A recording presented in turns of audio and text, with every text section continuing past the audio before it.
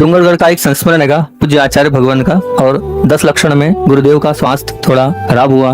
लोग कहते हैं ना, हम कर रहे हैं गुरुजी की वैयावृत्ति, हम कर रहे हैं, लेकिन उनकी वैयावृत्ति करने तो देव लोग आते हैं। कौन आते हैं? 103 104 फीवर था। अब देव लोगों ने कैसी वैयावृत्ति करी बताता हूँ। हम वहीं बाहर लेटे थे, 3:30 बजे ब्रह्मचारी राजकुमार भैया, जिनको छोटे चाचा बोलते हैं, वो करीब 4 बजे लगभग आए हमारे पास। महाराज जी मैंने कहा क्या हो गया भैया?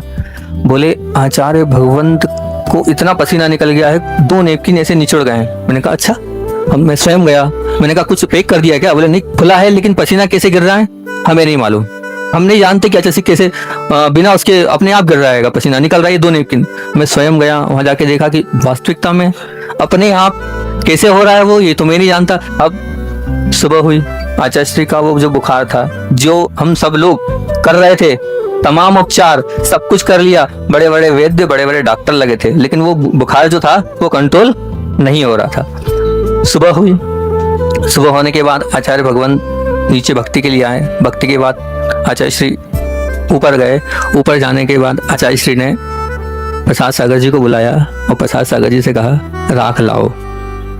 क्या कहा? राख लाओ। जैसे ही राख महाराज जी लेने गए, मैं दरवाजे पे खड़ा हो गया और मैंने प्रसाद सागर जी से कहा मैं आपको अंदर नहीं जाने दूंगा। मैंने कहा मैं आपको अंदर नहीं जाने दूंगा।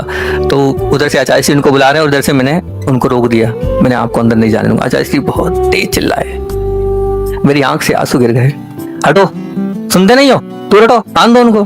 तो बिल्कुल इस प्रकार से बोला, मेरी आंख से वहीं आंसू गिर गए। फिर मैंने महाराज जी को अंदर जाने दिया। कुछ नहीं, हम सब महाराजों ने भी केशलोस तो किए। करने के बाद मैं आचार्य भगवान के पास गया।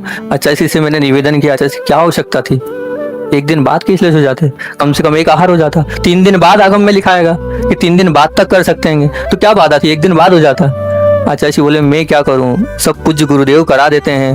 और था फीवर, लेकिन कहाँ फीवर, कैसे फीवर चले गया मैं भी नहीं जानता। और जैसे ही केशलेस हुए वापस तुरंत 103 और 104 बुखार आ गया। ये है जो सच्ची जिसके अंदर आस्था होती है व्रतों के प्रति, उनकी सेवा, उनकी वैयावृत्ति करने तो ऊपर से देव लोग भी आते हैं।